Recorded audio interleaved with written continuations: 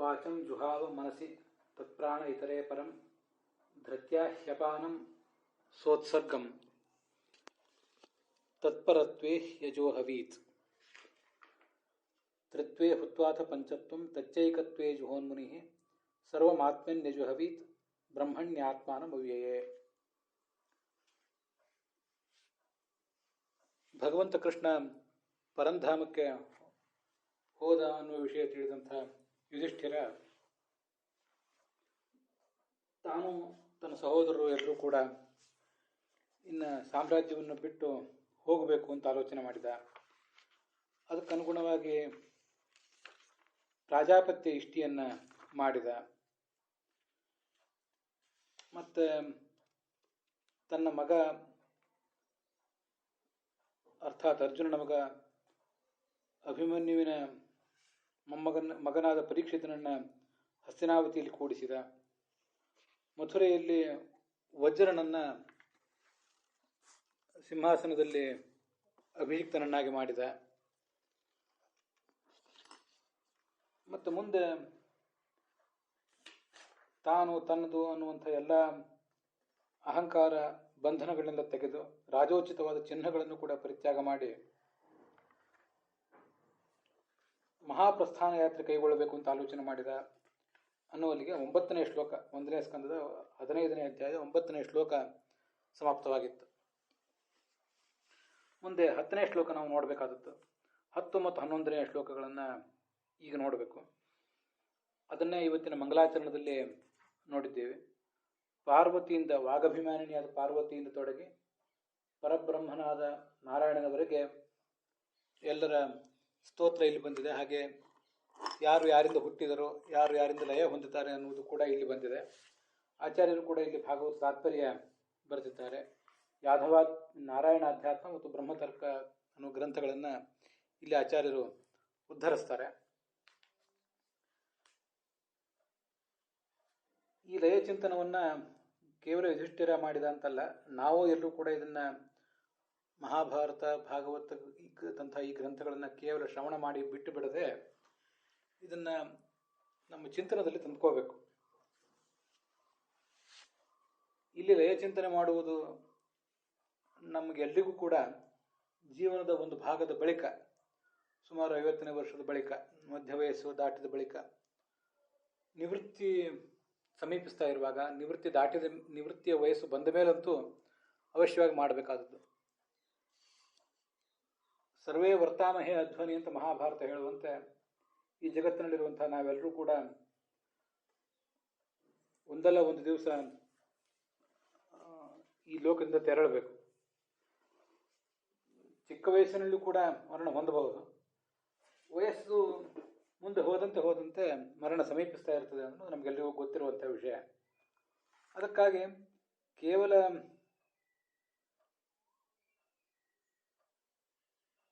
ನಾಳೆ ನಾಡ್ದು ಯಾವಾಗೋ ಮರಳು ಹೊಂದುವಂಥವರು, ಮರಣ ಇನ್ನು ತನಗೆ ಸಮೀಪದಲ್ಲೇ ಇದೆ ಅಂತ ಗೊತ್ತಾದವರು ಮಾತ್ರ ಅಂತಲ್ಲ, ಮರಣ ಯಾವಾಗಾದರೂ ಬರಲಿ, ಅದು ತಪ್ಪಿದ್ದಲ್ಲ ಅಂತ ಗೊತ್ತಿರುವಂಥ ಪ್ರತಿಯೊಬ್ಬರು ಕೂಡ ಮಾಡಬೇಕಾದಂಥ ಒಂದು ಚಿಂತನೆ ಇದೆ. ನಾವು ಕೂಡ ಜೀವನದ ಅಪರದ ವಯಸ್ಸಿನಲ್ಲಿ, ಭಾಳ ಸಂಜೆಯಲ್ಲಿ ಕೈಗೊಳ್ಳಬೇಕಾದಂಥ ಒಂದು ಚಿಂತನೆ. ಆ ದೃಷ್ಟಿಯಿಂದ ಬಹಳ ಮಹತ್ವದ್ದು. ಮೊದಲು ಭಾಗವತದ ಆ ಶ್ಲೋಕಗಳ 2 ಶ್ಲೋಕಗಳ ಅರ್ಥಗಳನ್ನು ಗಮನಿಸೋಣ. ನಾವು ನಮ್ಮ ದೇಹವನ್ನು ಬಿಟ್ಟು ಹೋಗುವಾಗ ನಮ್ಮ ದೇಹದಲ್ಲಿರುವಂತಹ ತತ್ವಾಭಿಮಾನಿ ದೇವತೆಗಳೆಲ್ಲರೂ ಕೂಡ ಹೋಗ್ತಿರ್ತಾರೆ. ಹಾಗೆಯೇ ಪ್ರಳಯ ಕಾಲದಲ್ಲಿ ಕೂಡ ಎಲ್ಲ ದೇವತೆಗಳು ತಾವು ಯಾರಿಂದ ಹುಟ್ಟಿದ್ದಾರೋ, ಯಾವ ಹಿರಿಯ ದೇವತೆಯಿಂದ ಹುಟ್ಟಿದ್ದಾನೋ ಆ ಹಿರಿಯ ದೇವತೆಯಲ್ಲಿ ಕಿರಿಯ ದೇವತೆ ಲಯ ಹೊಂದುತ್ತಾಳೆ ಅನ್ನುವುದು ನಮ್ಗೆ ಗೊತ್ತಿರಬೇಕಾದ ಸಂಗತಿ. ಇದು ಸರ್ವ ಸಂಸಾರ ಮೋಚಕ ಅಂತ ಆಚಾರ್ಯರು ಇದನ್ನು ಭಾಗವತ ತಾತ್ಪರ್ಯದಲ್ಲಿ ಹೇಳಿದ್ದಾರೆ. ಬ್ರಹ್ಮಯಜ್ಞ ಇತಿ ಪ್ರೋಕ್ತ, ಇದಕ್ಕೆ ಬ್ರಹ್ಮಯಜ್ಞ ಅಂತಾರೆ. ಸರ್ವ ಸಂಸಾರ ಮೋಚಕ. ಯಜ್ಞ ಅಂತ ಯಾಕೆ ಹೇಳ್ತಾರೆ ಅಂದರೆ, ಯಜ್ಞದಲ್ಲಿ ನಾವು ಆಹುತಿಗಳನ್ನು ಕೊಡ್ತಿರ್ತೇವೆ. ಹಾಗೆ ಇಲ್ಲಿಯೂ ಕೂಡ ವಾಗಭಿಮಾನಿಯಾದ ಪಾರ್ವತಿಯನ್ನು ಮನೋಭಿಮಾನಿಯಾದ ರುದ್ರನಲ್ಲಿ ಹೋಮಿಸಿದ ಅಂತ ಹೀಗೆಲ್ಲ ಬರ್ತದೆ. ಹೋಮಿಸುವುದು ಅಂದರೆ ಅವನಿಂದ ಹುಟ್ಟಿದ್ದಾಳೆ, ಅವನಲ್ಲೇ ಲಯ ಹೊಂದುತ್ತಾಳೆ ಅಂತ ತಿಳಿಯುವುದು ಅಂತ ಅದರ ತಾತ್ಪರ್ಯ ಆಗ್ತದೆ. ಹೀಗೆ ಈ ಒಂದು ಬ್ರಹ್ಮಯಜ್ಞ ಅನ್ನೋದು ಪರಬ್ರಹ್ಮನ ಪರ್ಯಂತವಾಗಿರುವ ಒಂದು ಯಜ್ಞ ಇದು. ಪರಬ್ರಹ್ಮನ ಪ್ರೀತಿಗಾಗಿರುವ ಯಜ್ಞ. ಏತೇಷಾಂ ಬ್ರಹ್ಮಪರ್ಯಂತಂ ವಿಲಯೋತ್ಪತ್ತಿ ಚಿಂತನಂ. ಈ ಎಲ್ಲ ದೇವತೆಗಳು ಪರಬ್ರಹ್ಮನವರೆಗೆ ಯಾರ್ಯಾರಿಂದ ಹುಟ್ಟಿದ್ದಾರೆ, ಯಾರ್ಯಾರಲ್ಲಿ ಲಯ ಹೊಂದುತ್ತಾರೆ ಅಂತ ಚಿಂತಿಸುವುದು ಬ್ರಹ್ಮಯಜ್ಞ ಅಂತ ಕರೆಸ್ಕೋತದೆ. ಇದು ಸರ್ವ ಸಂಸಾರ ಮೋಚಕವಾದದ್ದು ಅನ್ನುವುದು ನಮಗೆ ಕೇಳುವವರಿಗೂ ಕೂಡ ಹೇಳುವವರಿಗೂ ಕೂಡ ಇರಬೇಕಾದಂಥ ಒಂದು ಎಚ್ಚರ. ನಾವಿದನ್ನು ಅಳವಡಿಸ್ಕೊಳ್ಬೇಕು. ಮೊದಲು ಆ ಭಾಗವತದ 2 ಶ್ಲೋಕಗಳು 10-11 ಶ್ಲೋಕಗಳ ಅರ್ಥಗಳನ್ನು ನೋಡೋಣ ಸರಳವಾಗಿ. ಪ್ರಳಯ ಕಾಲದಲ್ಲಿ ವಾಗೀಂದ್ರಿಯದ ಅಭಿಮಾನಿಯಾದಂತಹ ಪಾರ್ವತೀ ದೇವಿ ಮನೋಭಿಮಾನಿಯಾದ ರುದ್ರನಲ್ಲಿ ತನ್ನ ಪತಿಯಲ್ಲಿ ಲಯ ಹೊಂದುತ್ತಾಳೆ. ರುದ್ರ ಪ್ರಾಣದ ಅಭಿಮಾನಿಯಾದಂತಹ ಪ್ರಾಣನಲ್ಲಿ ಲಯ ಹೊಂದುತ್ತಾನೆ. ಆ ಪ್ರಾಣ ತನ್ನದೇ ಆದ ಅಪಾನ ಎಂಬ ರೂಪದಲ್ಲಿ, ಅಪಾನ ವ್ಯಾನ ಎಂಬ ಅದೇ ಮುಖ್ಯ ಪ್ರಾಣನ ರೂಪದಲ್ಲಿ, ಉದಾನ ಸಮಾನರು ಪ್ರಾಣಾಪಾನ ವ್ಯಾನರಲ್ಲಿ, ಉದಾನ ಸಮಾನರಿಬ್ಬರು ಪ್ರಾಣಾಪಾನ ವ್ಯಾನ ಎಂಬ 3 ಮುಖ್ಯ ಪ್ರಾಣನ ರೂಪಗಳಲ್ಲಿ, ಮತ್ತೆ 5 ಜನ ಪ್ರಾಣರು, ಪ್ರಾಣ ಅಪಾನ ವ್ಯಾನ ಉದಾನ ಸಮಾನ ಎಂಬ 5 ಜನ ಪ್ರಾಣರು ಮುಖ್ಯ ಪ್ರಾಣನ ಮೂಲ ರೂಪದಲ್ಲಿ ಲಯ ಹೊಂದುತ್ತಾರೆ. ಆ ಪ್ರಾಣ ಹೃದಯದಲ್ಲಿರುವ ಭಗವಂತನ ರೂಪದಲ್ಲಿ ಲಯ ಹೊಂದುತ್ತಾನೆ. ಹೃದಯದಲ್ಲಿರುವಂತಹ ಭಗವಂತನ ರೂಪ ವ್ಯಾಪ್ತವಾದ, ಸರ್ವತ್ರ ವ್ಯಾಪ್ತವಾದ ಭಗವಂತನ ರೂಪದಲ್ಲಿ ಲಯ ಹೊಂದುತ್ತದೆ ಅಂತ ಚಿಂತನೆ ಮಾಡಿದ. ಹೀಗೆ ಬರ್ತದೆ ಇಲ್ಲಿ ಪ್ರಾಣ ಅಪಾನ ವ್ಯಾನ ಉದಾನ ಸಮಾನ ಅಂತ ಏನು ಬರ್ತದೆ, ಇವೆಲ್ಲವೂ ಕೂಡ ಮುಖ್ಯ ಪ್ರಾಣನದೇ ರೂಪಗಳು ಅನ್ನೋದನ್ನು ನಾವು ತಿಳ್ಕೊಂಡಿರ್ಬೇಕು. ಇದಲ್ಲದೆ ಗರುಡನ 5 ರೂಪಗಳು ಪ್ರಾಣ ಅಪಾನ ವ್ಯಾನ ಉದಾನ ಸಮಾನ ಅಂತಿವೆ. ಮುಖ್ಯ ಪ್ರಾಣನ ಪುತ್ರರು ಈ 5 ಹೆಸರಿನವರಿದ್ದಾರೆ. ಅವ್ರ್ಯಾರ ಬಗ್ಗೆಯೂ ಇಲ್ಲಿ ಏನೂ ಹೇಳ್ತಿಲ್ಲ. ಇಲ್ಲಿ ಬರುವ ಮುಖ್ಯ ಪ್ರಾಣ ಎಂಬ ಶಬ್ದದಿಂದ ನಾವು ಹೇಗೆ ಮುಖ್ಯ ಪ್ರಾಣನ ಮಾತ್ರ ತಗೊಳ್ತೇವೋ, ಪ್ರಾಣ ಅಪಾನ ವ್ಯಾನ ಉದಾನ ಸಮಾನ ಎಂಬ ಶಬ್ದಗಳಿಂದಲೂ ಕೂಡ ಮುಖ್ಯ ಪ್ರಾಣನದೇ ರೂಪಗಳನ್ನು ತಗೊಳ್ಬೇಕು. ಅದನ್ನು ನಾವೀಗ ನೋಡಿದ್ದೇವೆ.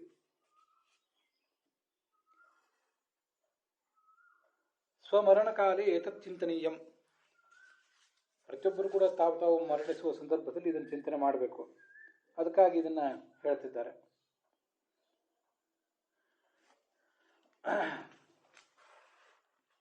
ಈ ಶಬ್ದಗಳ ಅರ್ಥಗಳನ್ನು ಇನ್ನು ನಾವು ಮುಂದೆ ನೋಡಬೇಕು.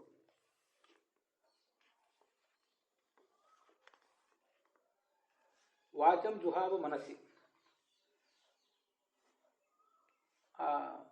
ಮುಂದೆ 2ನೇ ಶ್ಲೋಕದಲ್ಲಿ ಮುನಿಹಿ ಅಂತಿದೆ.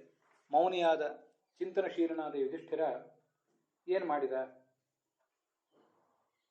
ವಾಚಂ ವಾಗಭಿಮಾನಿಯಾದ ಪಾರ್ವತೀ ದೇವಿಯನ್ನು ಮನಸ್ಸಿ ಮನೋಭಿಮಾನಿಯಾದ ರುದ್ರನಲ್ಲಿ ಹೋಮಿಸಿದ. ಅವಳಿಂದ ಹುಟ್ಟಿದ್ದಾಳೆ ರುದ್ರನಿಂದ ಹುಟ್ಟಿದ್ದಾಳೆ ಪಾರ್ವತಿ, ರುದ್ರನಲ್ಲಿ ಲಯ ಹೊಂದುತ್ತಾಳೆ ಅಂತ ಚಿಂತಿಸಿದ. ತತ್ ಪ್ರಾಣೆ, ಆ ಮನೋಭಿಮಾನಿಯಾದ ರುದ್ರನನ್ನು ಪ್ರಾಣನಿಂದ ಹುಟ್ಟಿದ್ದಾನೆ, ಪ್ರಾಣನಲ್ಲೇ ಹೋಗಿ ಲಯ ಹೊಂದುತ್ತಾನೆ ಅಂತ ಚಿಂತನೆ ಮಾಡಿದ. ಮುಂದೆ ಪರಂ, ಆ ಪ್ರಾಣನನ್ನು,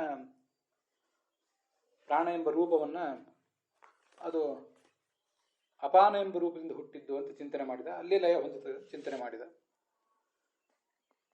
ಪರ ಅಂದರೆ ಅಲ್ಲಿ ಅಪಾನ ಅಂತ ಅರ್ಥ. ಅದನ್ನೇ ಇಲ್ಲಿ ವಿವರಿಸ್ತಾರೆ. ಯಾದವಾರ್ಯರು ವಿಜಯಧ್ವಜರಿಗಿಂತ ಹೆಚ್ಚು ಸ್ಪಷ್ಟವಾಗಿ ಆ ಶ್ಲೋಕದ ಶಬ್ದಾರ್ಥಗಳನ್ನು ಹೇಳಿದ್ದಾರೆ. ಇತರೇ ಪರಂ ಅಂತಿದೆ ಭಾಗವತ ಶ್ಲೋಕದಲ್ಲಿ. ಇತರೇ ಪರಂ ಇತ್ಯಸ್ಯ ಅರ್ಥ ಪ್ರಾಣಮಪಾನೇ ಇತಿ.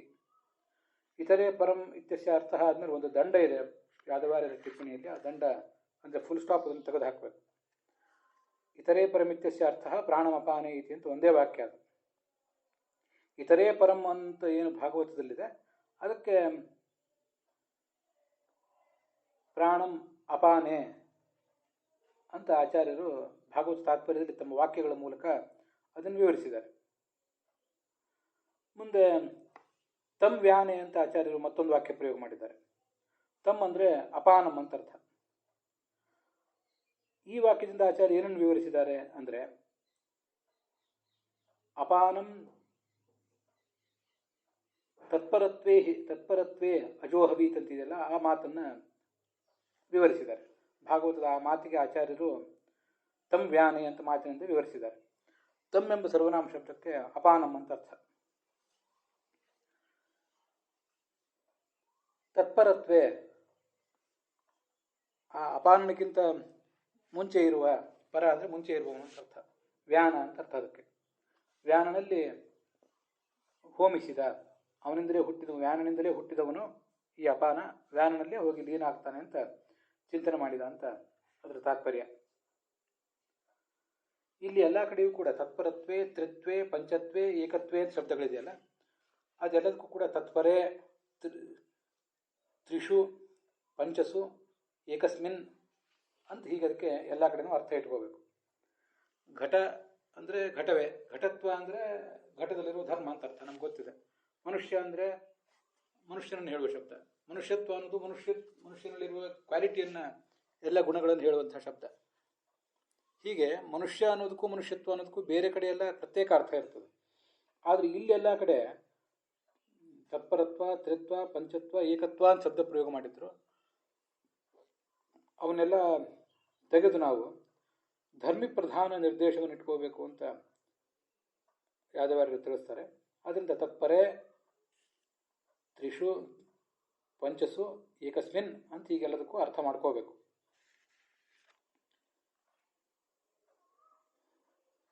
ಇದಾದ ಬಳಿಕ ತ್ರಿತ್ವೇ ಹುತ್ವ ಅಥ ಪಂಚತ್ವಂ ಅನ್ನುವ ಮಾತಿನ ಅರ್ಥ ನೋಡ್ಬೇಕು ನಾವು. ಅದಕ್ಕಿಂತ ಮೊದಲು ಆ 10ನೇ ಶ್ಲೋಕದ ಉತ್ತರಾರ್ಥ ಇದೆಯಲ್ಲ, ಅದರಲ್ಲಿ ಕೆಲವು ಶಬ್ದಗಳನ್ನು ಗಮನಿಸಬೇಕು. ಧೃತ್ಯ ಹ್ಯಪಾನಂ ಸೋತ್ಸರ್ಗಂ ತತ್ಪರತ್ವೇ ಹ್ಯಜೋಹವೀತ್ ಅಂತಿದೆ. ಅಪಾನನನ್ನು ವ್ಯಾನನಲ್ಲಿ ಹೋಮಿಸಿದ ಅಂತ ಬಂದಿದೆ. ಅಜೋಹವೀತ್ ಅಂದರೆ ಹೋಮಿಸಿದ ಅಂತ ಅರ್ಥ. ಧೃತಿ ಅಂದರೆ ಧೈರ್ಯ ಅಂತ ಅರ್ಥ. ಧೈರ್ಯ ಅನ್ನೋದಕ್ಕೆ ಮನಸ್ಸಿನ ಏಕಾಗ್ರತೆ, ತತ್ವಜ್ಞಾನದ ಸಂಪಾದನೆಯ ಮೂಲಕ ಬಂದಿರುವ ಮನಸ್ಸಿನ ಏಕಾಗ್ರತೆ ಅಂತ ಅದರ ಅರ್ಥ ಆಗ್ತದೆ. ಸೋತ್ಸರ್ಗಂ ಅಂತಿದೆ. ಉತ್ಸರ್ಗ ಅಂದರೆ ಸಮೃದ್ಧಿಕಂ ಅಂತ ಅರ್ಥ ಬರೀತಾರೆ ವಿಜಯಧ್ವಜ ತೀರ್ಥರು. ಆ ಅಪಾನವಾಯುವಿನ ಕಾರ್ಯಗಳೇನಿವೆ, ಅಪಾನವಾಯುವಿನ ಕಾರ್ಯಗಳು ಮತ್ತು ಅಪಾನವಾಯು ಎರಡೂ ಕೂಡ ವ್ಯಾನನಲ್ಲಿ ಹೋಗಿ ಲೀನ ಆಗ್ತವೆ ಅಂತ ಅದರ ತಾತ್ಪರ್ಯ ತಿಳ್ಕೋಬೇಕು ನಾವು. ಅದನ್ನು ಯಾದವಾರ್ಯರು ಕೂಡ ಮುಂದೆ ಬರೆದಿದ್ದಾರೆ. ಉತ್ಸರ್ಗರೂಪ ವೃತ್ತಿ ಅಂದರೆ ಚಟುವಟಿಕೆಗಳು, ಚಟುವಟಿಕೆ ಸಮೇತನಾದ ಅಪಾನನನ್ನು ವ್ಯಾನನ ಅಧೀನ ಅಂತ ಚಿಂತನೆ ಮಾಡಿದ. ಏವಂ ವಾಗಾದಿಷ್ವಪಿ ತತ್ತದ್ವೃತ್ತಿ ಸಾಹಿತ್ಯಂ ಜ್ಞೇಯಂ ಅಂತ ಯಾದವಾರ್ಯರು ಆ ಅನ್ವಯಾರ್ಥವನ್ನು ಹೇಳುವ ಸಂದರ್ಭದಲ್ಲಿ, ಶ್ಲೋಕದ ಅನ್ವಯಾರ್ಥಗಳನ್ನು ಹೇಳುವ ಸಂದರ್ಭದಲ್ಲಿ ಹೇಳಿದ್ದಾರೆ. ಕೇವಲ ಇಲ್ಲಿ ಮಾತ್ರ ಅಲ್ಲ, ಇಡೀ ಶ್ಲೋಕದಲ್ಲಿಯೂ ಪಾರ್ವತೀ ದೇವಿ ತನ್ನ ಚಟುವಟಿಕೆಗಳ ಸಮೇತವಾಗಿಯೇ ರುದ್ರನಲ್ಲಿ ಹೋಗಿ ಲೀನಳಾಗ್ತಾಳೆ. ರುದ್ರ ತನ್ನ ಚಟುವಟಿಕೆಗಳು, ತಾನು ಮಾಡಿಸುವ ಚಟುವಟಿಕೆಗಳು, ತಾನು ಮಾಡುವ ಚಟುವಟಿಕೆಗಳು, ಅವುಗಳ ಸಮೇತನಾಗಿಯೇ ಪ್ರಾಣನಲ್ಲಿ ಹೋಗಿ ಲೀನನಾಗ್ತಾನೆ. ಪ್ರಾಣನು ಕೂಡ ತನ್ನ ಚಟುವಟಿಕೆಗಳ ಸಮೇತ ಮತ್ತು ಇನ್ನೊಂದು ರೂಪದಲ್ಲಿ ಲೀನ ಆಗ್ತಾನೆ ಅಂತ ಎಲ್ಲ ಕಡೆನೂ ಹಾಗೆ ತಿಳ್ಕೊಳ್ಬೇಕು. ಅದನ್ನು ಮೊದಲೇ ಹೇಳಿದ್ದೇನೆ. ಧೃತ್ಯ ಅಂದರೆ ಧೈರ್ಯದಿಂದ, ಸೋತ್ಸರ್ಗಂ ತತ್ಪರತ್ವೇ ಹಿಜೋಹವೀತ್. ಮುಂದೆ ಇರುವ ಶಬ್ದ ತ್ರಿತ್ವೇ ಹುತ್ವ ಅಥ ಅಂತ. ನಾವು 11ನೇ ಶ್ಲೋಕದಲ್ಲಿ ತ್ರಿತ್ವೇ ಹುತ್ವ ಅಥ ಅಂತಿಷ್ಟು ಮಾತ್ರ ಇಟ್ಕೋಬೇಕೀಗ. ಅಥ ತ್ರಿತ್ವೇ ಹುತ್ವ ಅಂತ ಅದಕ್ಕೆ ಅನ್ವಯ. ಪಂಚತ್ವಂ ತಚ್ಚ ಏಕತ್ವೇ ಮುನಿ ಅಜೋಹವೀತ್ ಅಂತ ಮುಂದಿನ ವಿಷಯಕ್ಕೆ ಸಂಬಂಧಪಟ್ಟದ್ದು. ನಾವು ಈಗಿಲ್ಲಿ ನೋಡುವುದು ಅಥ ತ್ರಿತ್ವೇ ಹುತ್ವ ಅಂತ. ಅದರ ಅರ್ಥ ಏನಾಗ್ತದೆ ಅದನ್ನೀಗ ಯಾದವಾರ್ಯ ವ್ಯಾಖ್ಯಾನಕ್ಕಂತಾರವಾಗ ನೋಡಬೇಕು. ಯಾದವಾರ್ಯ ಟಿಪ್ಪಣಿಯಲ್ಲಿ ತ್ರಿತ್ವೇ ಹುತ್ವ ಅಥ ಇತ್ಯಸ್ಯ ವ್ಯಾಖ್ಯಾನಂ ತೇಷು ಪ್ರಾಣಾಪಾನ ವ್ಯಾನೇಶು ಸಮಾನೋದಾನವು ಅಂತ ಹೀಗೆ. ಅಲ್ಲೂ ಕೂಡ ತ್ರಿತ್ವೇ ಹುತ್ವ ಆದ್ಮೇಲೆ ಒಂದೇನು ದಂಡ ಇದೆ, ಆ ದಂಡವನ್ನು ತೆಗೆದು ಹಾಕಬೇಕು. ಅವೆಲ್ಲ ಅಖಂಡವಾಗಿ ಒಂದೇ ವಾಕ್ಯ ಇರಬೇಕು. ತ್ರಿತ್ವೇ ಹುತ್ವ ಅಥ ಅಂತ ಏನಿದೆಯಲ್ಲ ಮೂಲ ಭಾಗವತದಲ್ಲಿ, ಅದನ್ನು ಆಚಾರ್ಯರು ತೇಷು ಸಮಾನೋದಾನವು ಅಂತ ವಿವರಿಸಿದ್ದಾರೆ. ತೇಷು ಅಂದರೆ ಅದು ಬಹುವಚನ, ಸಪ್ತಮಿ ವಿಭಕ್ತಿ ಬಹುವಚನ. ಅದಕ್ಕೆ 3 ಅಂತ ಅರ್ಥ ಆಗ್ತದೆ. ಕನಿಷ್ಠ 3 ಇರಬೇಕು ಬಹುವಚನ ಇರಬೇಕಾದ್ರೆ. ಅದಕ್ಕೆ ಪ್ರಾಣಾಪಾನ ವ್ಯಾನಗಳು ಅಂತ ಈಗ ಅರ್ಥ ಆಗ್ತದೆ. ಆ ಪ್ರಾಣಾಪಾನ ವ್ಯಾನಗಳಲ್ಲಿ ಸಮಾನೋದಾನಗಳು ಎರಡನ್ನೂ ಕೂಡ ಲಯ ಹೊಂದುತ್ತವೆ ಅಂತ ಚಿಂತನೆ ಮಾಡಿದ. ಇಷ್ಟು ಅದರ ತಾತ್ಪರ್ಯ ಆಗ್ತದೆ.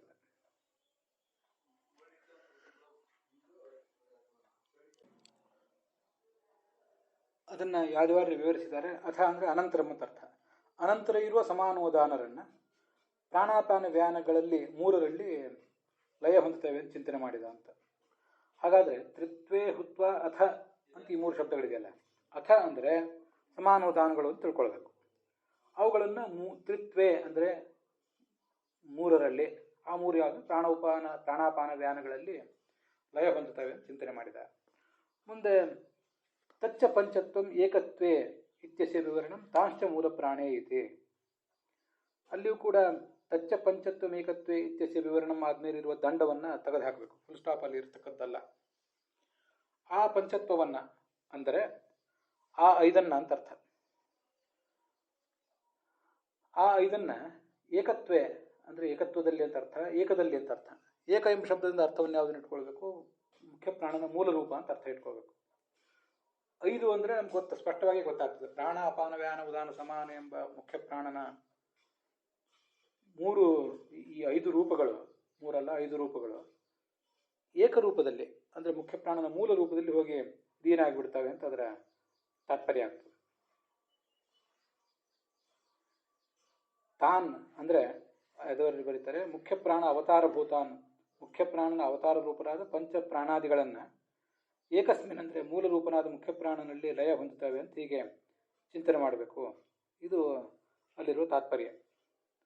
ಮುಂದೆ ಸರ್ವಂ ಆತ್ಮನಿ ಅಜುಹವೀತ್ ಅಂತೀಗಿದೆ. ಸರ್ವಂ ಆತ್ಮನಿ ಅಜುಹವೀತ್ ಅಂದರೆ ಎಲ್ಲವೂ ಕೂಡ ಆತ್ಮನಲ್ಲಿ ಹೋಗಿ ಲಯ ಹೊಂದುತ್ತದೆ ಅಂತ ಚಿಂತನೆ ಮಾಡಿದ ಅಂತ ಅದರ ತಾತ್ಪರ್ಯ. ಅಲ್ಲಿ ಎಲ್ಲ ಅಂತಂದ್ರೆ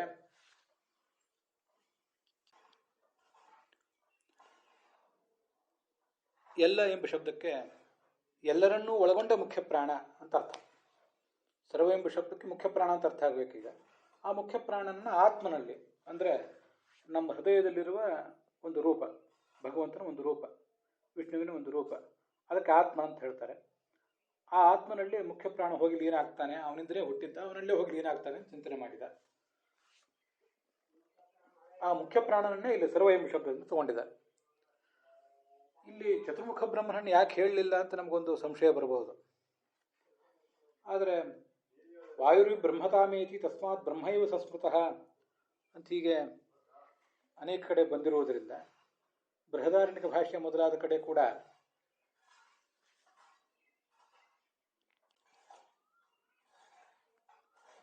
ಮೊದಲ ಅಧ್ಯಾಯದಲ್ಲಿ ಎರಡನೇ ಅಶ್ವಮೇಧ ಬ್ರಾಹ್ಮಣದಲ್ಲಿ ಹೀಗೊಂದು ವಿಷಯ ಬಂದಿದೆ. ಇದು ಮೊದಲನೇ ಅಧ್ಯಾಯ ಅಂದರೆ ಮೂರನೇ ಅಧ್ಯಾಯವೇ ಆಗ್ತದೆ. ಬೃಹದಾರಣ್ಯಕ ಉಪನಿಷತ್ತಿನ ಒಟ್ಟು 8 ಅಧ್ಯಾಯಗಳ ಪೈಕಿ ಮೊದಲ 2 ಅಧ್ಯಾಯಗಳಿಗೆ ಆಚಾರ್ಯರು ವ್ಯಾಖ್ಯಾನ ಮಾಡಿಲ್ಲ. ಆದ್ದರಿಂದ ನಾವು ನೋಡುವ ಪುಸ್ತಕಗಳಲ್ಲಿ ಪ್ರಥಮಾಧ್ಯಾಯ ಅಂತ ಕಾಣಿಸಿದರೆ ಪ್ರಥಮಾಧ್ಯಾಯದಲ್ಲಿ ಆ ಮುಖ್ಯ ಪ್ರಾಣನ 3 ರೂಪಗಳ ಉತ್ಪತ್ತಿ ಅಂತ ಆ ವಿಷಯ ನಮಗೆ ಕಾಣಿಸ್ತದೆ. ವಸ್ತುತಃ ಅದು ಈ 3ನೇ ಅಧ್ಯಾಯವೇ ಆಗಿರ್ತದೆ. ಹಾಗೆ ಅದನ್ನು ಗಮನಿಸಬೇಕು ಅಂತ ನಾನು ಹೇಳಿದೆ ಅಷ್ಟೆ. ಮೊದಲು ಮುಖ್ಯ ಪ್ರಾಣನ ಉತ್ಪತ್ತಿಯನ್ನು ಹೇಳಿ ಅದಾದ ಬಳಿಕ ಚತುರ್ಮುಖ ಬ್ರಹ್ಮ ಮತ್ತು ಸರಸ್ವತಿಯರ ಜನನವನ್ನು ಹೇಳಿರ್ತಾರೆ. ಅಲ್ಲೇ ಆ ವಿಷಯ ಎಲ್ಲ ಬಂದಿದೆ. ಹಾಗೆ ಯಾಕೆ ಹೇಳ್ತಾರೆ ಅಂತ ಪ್ರಶ್ನೆ ಮಾಡಿಕೊಂಡು ಆಚಾರ್ಯರು ಬ್ರಹ್ಮತರ್ಕದ ಮಾತನ್ನು ಉದ್ಧರಿಸಿದ್ದಾರೆ ಭಾಷ್ಯದಲ್ಲಿ. ವಾಯುರೇವ ಯಥೋ ಬ್ರಹ್ಮಪದಂ ನಿಯಮತೋ ವ್ರಜೇತ್ ಸಹೈವ ಜನನೆ ಅಪಿ ಅಸ್ಮಾತ್ ಪೂರ್ವಂ ವಾಯೋರ್ ಜನಿಂ ವದೇತ್ ಕ್ವಚಿತ್ತು ಬ್ರಹ್ಮಣ ಪೂರ್ವಂ ಪ್ರಾಧಾನ್ಯ ತತ್ಪರಸ್ಯ ಚ ಇತಿ ಬ್ರಹ್ಮತರ್ಕೆ ಅಂತ ಹೇಳ್ತಾರೆ. ಚತುರ್ಮುಖ ಬ್ರಹ್ಮ ನನಗೆ 2ನೇ ಮಗ ಆಗಬೇಕು ಅಂತ ಭಗವಂತ ಬಯಸಿದ ಅಂತ ಬಂದಿದೆ. ಹಾಗಾದರೆ ಮೊದಲನೇ ಮಗ ಈ ಮುಖ್ಯ ಪ್ರಾಣ ಅಂತಾಯಿತು, ಅದು ಬಂದಿದೆ. ಮುಖ್ಯ ಪ್ರಾಣನ 3 ಉತ್ಪತ್ತಿಗಳ ಬಗ್ಗೆ ಈ ಹಿಂದೆ ಬಂದಿದೆ. ಅದು ಯಾಕೆ ಮೊದಲು ಮುಖ್ಯ ಪ್ರಾಣ ಉತ್ಪತ್ತಿಯನ್ನು ಆಮೇಲೆ ಚತುರ್ಮುಖ ಬ್ರಹ್ಮನ ಉತ್ಪತ್ತಿಯನ್ನು ಹೇಳಿದ್ದಾರೆ ಅಂದರೆ ವಾಯುರೇವ ಬ್ರಹ್ಮ ಭವತಿ, ಮುಂದೆ ವಾಯುವೇ ಬ್ರಹ್ಮನಾಗ್ತಾನೆ ಅಂತ ತಿಳಿಸ್ಲಿಕ್ಕೋಸ್ಕರ ಮೊದಲು ವಾಯು ಸೃಷ್ಟಿಯನ್ನು ಹೇಳಿದ್ದಾರೆ. ವಾಯು ಮತ್ತು ಬ್ರಹ್ಮ ಇಬ್ಬರೂ ಕೂಡ ಪರಮಾತ್ಮನಿಂದ ಒಟ್ಟಿಗೆ ಹುಟ್ಟಿದ್ದಾರೆ.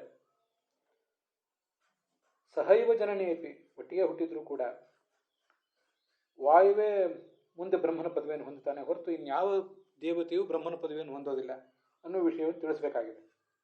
ಆದ್ದರಿಂದ ಕೆಲವು ಸರಿ ವೇದವಾಕ್ಯಗಳು ವಾಯುವಿನ ಉತ್ಪತ್ತಿಯನ್ನು ಮೊದಲು ಹೇಳ್ತವೆ, ಬ್ರಹ್ಮನ ಉತ್ಪತ್ತಿಯನ್ನು ಆಮೇಲೆ ಹೇಳ್ತವೆ. ಇನ್ನು ಕೆಲವು ಕಡೆ ಬ್ರಹ್ಮನ ಉತ್ಪತ್ತಿಯನ್ನೇ ಮೊದಲು ಹೇಳ್ತವೆ, ವಾಯುವಿನ ಉತ್ಪತ್ತಿಯನ್ನು ಆಮೇಲೆ ಹೇಳ್ತವೆ. ಅದು ಯಾಕೆ ಅಂದರೆ ವಾಯು ಬ್ರಹ್ಮರಿಬ್ಬರು ಕೂಡ ಯೋಗ್ಯತೆಯ ದೃಷ್ಟಿಯಿಂದ ಸಮಾನರಾದರೂ ಈಗಾಗಲೇ ಚತುರ್ಮುಖ ಬ್ರಹ್ಮ ಪದವಿಯನ್ನು ಏರಿ ಆಗಿದೆ.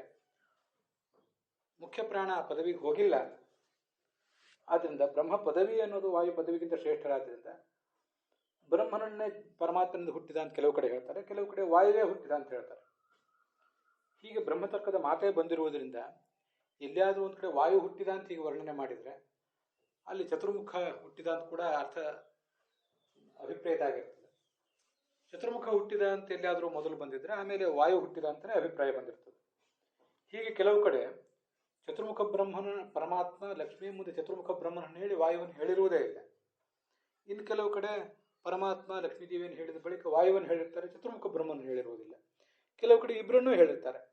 ಹೀಗೆ ಯಾರೋ ಒಬ್ಬರನ್ನು ಮಾತ್ರ ಹೇಳುವುದು, ಇಬ್ಬರನ್ನೂ ಹೇಳುವುದು, ಇದಕ್ಕೆಲ್ಲದಕ್ಕೂ ಕೂಡ ಅಭಿಪ್ರಾಯ ಅವರಿಬ್ಬರು ಗ್ರೇಡಿನ ದೃಷ್ಟಿಯಿಂದ, ಕಕ್ಷಾ ತಾರತಮ್ಯದ ದೃಷ್ಟಿಯಿಂದ ಸಮಾನರು, 3ನೇ ಕಕ್ಷಾದಲ್ಲಿರುವಂಥವರು ಅನ್ನೋದನ್ನು ತಿಳಿಸುವುದೇ ಆಗಿರ್ತದೆ. ಆದರೆ ಕೆಲವು ಕಡೆ ಯಾರೋ ಒಬ್ಬರನ್ನು ಹೇಳ್ತಾರೆ ಅಥವಾ ಇಬ್ಬರನ್ನೂ ಹೇಳ್ತಾರೆ. ಹೀಗೆ ನಾವು ಅದನ್ನು ತಿಳ್ಕೊಳ್ಬೇಕಾಗ್ತದೆ. ಇಲ್ಲಿ ಮುಖ್ಯ ಪ್ರಾಣನ ಬಗ್ಗೆ ಹೇಳಿದರೂ ಕೂಡ ಅದೆಲ್ಲವೂ ಆ ಚತುರ್ಮುಖ ಬ್ರಹ್ಮನನ್ನು ಹೇಳಿದಂತೆಯೇ ಅಂತ ಅರ್ಥ. ಮತ್ತು ಸರ್ವಂ ಆತ್ಮನಿ ಅಜುಹವೀತ್, ಈ ಮುಖ್ಯ ಪ್ರಾಣನನ್ನು ಪರಮಾತ್ಮನಲ್ಲಿ ಲಯ ಹೊಂದುತ್ತಾನೆ ಅಂತ ಚಿಂತನೆ ಮಾಡಿದ. ನಮ್ಮ ಹೃದಯದಲ್ಲಿರುವ ಪರಮಾತ್ಮನ ರೂಪದಲ್ಲಿ, ಹೃದಯದಲ್ಲಿರುವ ಪರಮಾತ್ಮ ವ್ಯಾಪ್ತವಾದ ಭಗವದ್ ರೂಪದಲ್ಲಿ ಲಯ ಹೊಂದುತ್ತದೆ ಅಂತ ಚಿಂತನೆ ಮಾಡಿದ ಅಂತ ಬಂದಿದೆ. ಲಕ್ಷ್ಮೀದೇವಿ ಬಗ್ಗೆ ಇಲ್ಲಿ ಬಂದಿಲ್ಲ. ಆದರೆ ಇದೇ ಬೃಹದಾರಣ್ಯಕ ಉಪನಿಷತ್ತಿನಲ್ಲಿ ಮತ್ತೊಂದು ಕಡೆ ಹೀಗೆ ವರ್ಣನೆ ಬಂದಿದೆ. ಅದನ್ನು ತಿಳ್ಕೊಳ್ಬೇಕು ನಾವು. ಅತ್ಯಂತರಂಗಂ ಯತ್ತಸ್ಮಾತ್ ನಹರೇ ಪೃಥಗೀರಿತ ಶ್ರೀ ಸ್ವರೂಪ ವಿಭೇದೇಪಿ ಸರ್ವೋತ್ಕೃಷ್ಟಾಪಿ ನಿತ್ಯಶಃ ಅಂತ. ಲಕ್ಷ್ಮೀದೇವಿಯನ್ನು ಪ್ರತ್ಯೇಕವಾಗಿ ಹೇಳಬೇಕಾದ ಅಗತ್ಯವಿಲ್ಲ.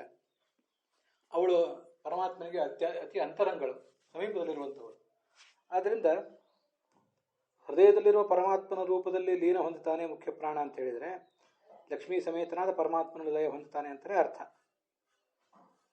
ಹೀಗೆ ಅವರಿಬ್ಬರು ಒಟ್ಟಿಗೆ ಇರುವುದರಿಂದ ಅವಳನ್ನು ಪ್ರತ್ಯೇಕವಾಗಿ ಹೇಳುವುದಿಲ್ಲ ಅನೇಕ ಕಡೆ.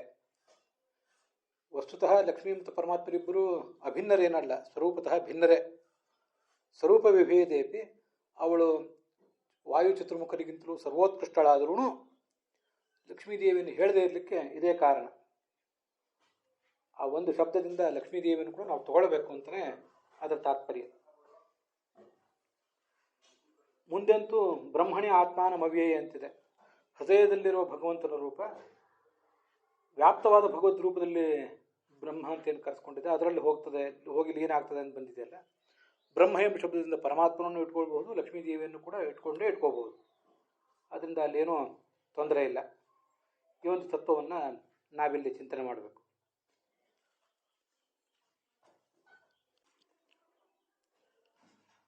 ಪಾಠದ ದೃಷ್ಟಿಯಿಂದ ಹೀಗೊಂದು ವ್ಯತ್ಯಾಸ ಇದೆ, ಅದು ಗಮನಿಸಬೇಕು. ಅರ್ಥದ ದೃಷ್ಟಿಯಿಂದ ಏನು ವ್ಯತ್ಯಾಸ ಇಲ್ಲ. ಆತ್ಮ ಹೃದಯಸ್ಥಃ ವಿಷ್ಣು, ಬ್ರಹ್ಮ ಸರ್ವಗತಃ ಅಂತ ಕೆಲವು ಕಡೆ ಪಾಠ ಇದೆ. ಹೃದಯದಲ್ಲಿರುವ ವಿಷ್ಣುವಿಗೆ ಆತ್ಮ ಅಂತ ಹೇಳ್ತಾರೆ, ಸರ್ವಗತನಾದ ವಿಷ್ಣುವಿಗೆ ಬ್ರಹ್ಮ ಅಂತ ಹೇಳ್ತಾರೆ.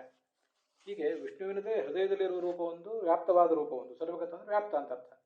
ಆದ್ದರಿಂದ ಸರ್ವಗತಃ ವಿಷ್ಣು, ವಿಷ್ಣು ಅನ್ನೋದು ಪುಲ್ಲಿಂಗದಲ್ಲಿರೋದ್ರಿಂದ ಸರ್ವಗತಃ ಅಂತಿರಬೇಕು.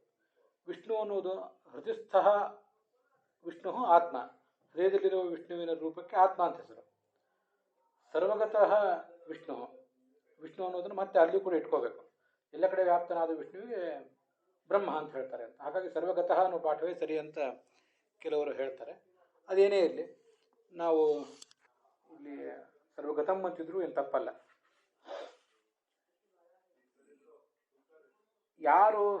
ಯಾವೊಬ್ಬ ಕೆಳಗಿನ ದೇವತೆ ಮೇಲಿನ ದೇವತೆಯಿಂದ ಹುಟ್ಟಿದ್ದಾನೆ ಅನ್ನೋದು ನಮ್ಗೆ ಗೊತ್ತಿದ್ರೆ, ಆ ಕೆಳಗಿನ ದೇವತೆ ಮೇಲಿನ ದೇವತೆಯಲ್ಲಿ ಹೋಗಿ ಲಯ ಹೊಂದುತ್ತಾನೆ ಅಂತ ಅನ್ನೋದು ನಮಗೆ ಗೊತ್ತಾಗ್ತದೆ. ಅದಕ್ಕಾಗಿ ಇನ್ನು ಮುಂದೆ ಉಮಾ ವಾಗಾತ್ಮಿಕ ರುದ್ರಾಜ್ಯಾತ ಸಾ ಮನ ಆತ್ಮನಃ ಅನ್ನುವ ನಾರಾಯಣ ಅಧ್ಯಾತ್ಮ ಗ್ರಂಥದ ಮಾತಿನಿಂದ ಯಾರ್ಯಾರು ಎಲ್ಲರಿಂದ ಹುಟ್ಟಿದ್ದಾರೆ ಅಂತ ಹೇಳ್ತಾರೆ. ಇಲ್ಲಿವರೆಗೆ ಪ್ರಾಣಮಪಾನೆ ಅಲ್ಲಿಂದ ಬ್ರಹ್ಮ ಸರ್ವಗತಂ ಅನ್ನುವವರೆಗೆ ಹೇಳಿದ್ದೇನಿದೆ, ಇದೆಲ್ಲವೂ ಕೂಡ ಆಚಾರ್ಯರ ವಾಕ್ಯಗಳು. ಮುಂದೆ ಬರುವುದು ನಾರಾಯಣ ಅಧ್ಯಾತ್ಮದ ವಾಕ್ಯ, ಅದರ ಬಳಿಕ ಬರುವುದು ಬ್ರಹ್ಮತರ್ಕದ ವಾಕ್ಯ. ಜಡವಾದದ್ದನ್ನು ನಾವು ಚಿಂತನೆ ಮಾಡಿ ಉಪಯೋಗ ಇಲ್ಲ. ಜಡಚಿಂತನಸ್ಯ ಅಪ್ರಯೋಜನತ್ವ. ಆದ್ದರಿಂದ ಪ್ರತಿಯೊಂದು ಕೂಡ ಅಭಿಮಾನ ದೇವತಾ ಪರವಾಗಿಯೇ ಚಿಂತಿಸಬೇಕು ಮುಮುಕ್ಷುವಾದವನು. ಅದನ್ನು ಯಾದವಾರ್ಯ ಹಾಗೆ ವರ್ಣಿಸ್ತಾರೆ. ವಾಗಾತ್ಮಿಕ ಸಾ ಉಮಾ, ವಾಗಭಿಮಾನಿನಿಯಾದಂಥ ಆ ಪಾರ್ವತೀ ದೇವಿ ಮನ ಆತ್ಮನಃ ರುದ್ರಾತ್ ಜಾತ ಅಂತ ಹೀಗೆ ನಾವು ಅದಕ್ಕೆ ಅನ್ವಯ ಮಾಡ್ಕೊಳ್ಬೇಕು. ಸಾ ಅನ್ನೋದನ್ನು ಉಮಾ ಅನ್ನೋದ್ರ ಜೊತೆ ಸೇರಿಸ್ಕೋಬೇಕು. ಮನ ಆತ್ಮನಃ ಅನ್ನೋದು ರುದ್ರನಿಗೆ ವಿಶೇಷಣ.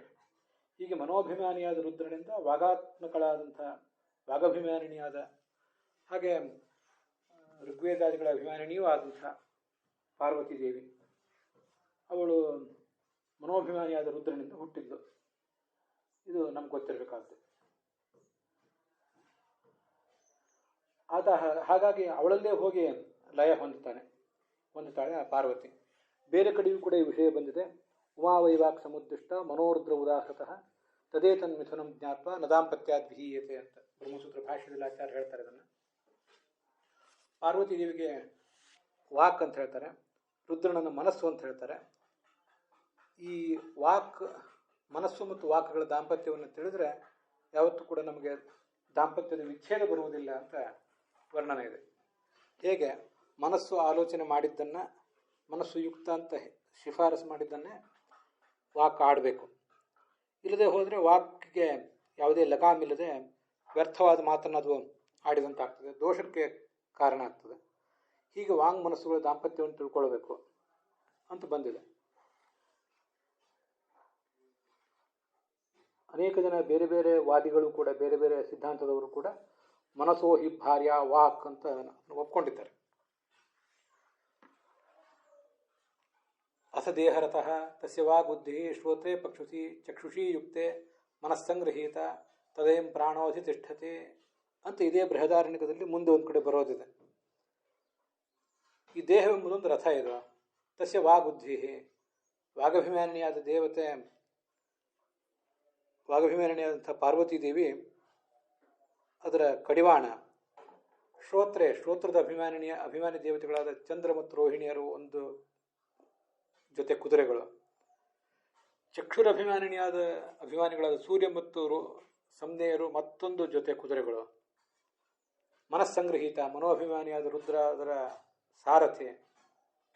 ತದಯಂ ಪ್ರಾಣೋಧಿ ತಿಷ್ಠತೆ, ಈ ರಥವನ್ನು ಪ್ರಾಣ ಶಬ್ದವಾಚ್ಯನಾದ ಮುಖ್ಯ ಪ್ರಾಣ ಮತ್ತು ಪರಮಾತ್ಮ ಏರಿದ್ದಾರೆ ಅಂತ ಹೀಗೆ ಬಂದಿದೆ.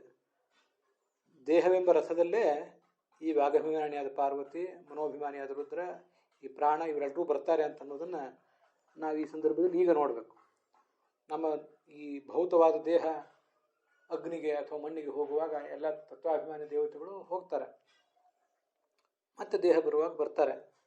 ಪ್ರಳಯ ಕಾಲದಲ್ಲೂ ಹೀಗೆ ನಡೀತದೆ. ಅದಕ್ಕಾಗಿ ಆ ವಿಷಯವನ್ನು ಇಲ್ಲಿ ಹೇಳಿದೆ. ಇನ್ನು ಮುಂದಿನ ಭಾಗದಲ್ಲಿ ಆ ಮನೋಭಿಮಾನಿಯಾದ ರುದ್ರ ಎಲ್ಲಿ ಲಯ ಹೊಂದುತ್ತಾನೆ ಮತ್ತು ಎಲ್ಲಿಂದ ಹುಟ್ಟಿದ ಅನ್ನೋದನ್ನು ಆ ನಾರಾಯಣ ಅಧ್ಯಾತ್ಮ ಹೇಗೆ ಹೇಳ್ತದೆ ಅಂತ ಅನ್ನೋದನ್ನು ನೋಡೋಣ. ಪಾರ್ವತೀ ದೇವಿ ರುದ್ರನಿಂದ ಹುಟ್ಟಿದ್ದು, ಆತನಲ್ಲೇ ಲಯ ಹೊಂದುವುದನ್ನು ಇಲ್ಲಿ ನಾವು ನೋಡಿ ಮುಗಿಸಿದ್ದೇವೆ. ಅಲ್ಲಿಗೆ ಈ ಭಾಗ ಸಮಾಪ್ತವಾಗಿದೆ. ಹುಸಿಯ ನಾಡಿ ಹೊಟ್ಟೆ ಹೊರೆವ ವಿಷಯದಲ್ಲಿ ರಸಿಕನೆಂದು ಹುಸಿಗೆ ಹಾಕಿದ್ರು ಇನ್ನು ಋಷಿಕೇಶನೇ, ಈಶನಿನ್ನ ಚರಣ ಭಜನೆ ಆಸೆಯಿಂದ ಮಾಡುವೆ, ದೋಷ ರಾಶಿ ನಾಶ ಮಾಡು ಶ್ರೀಶಕೇಶವ. ಶ್ರೀಕೃಷ್ಣಾರ್ಪಣ ವಸ್ತು.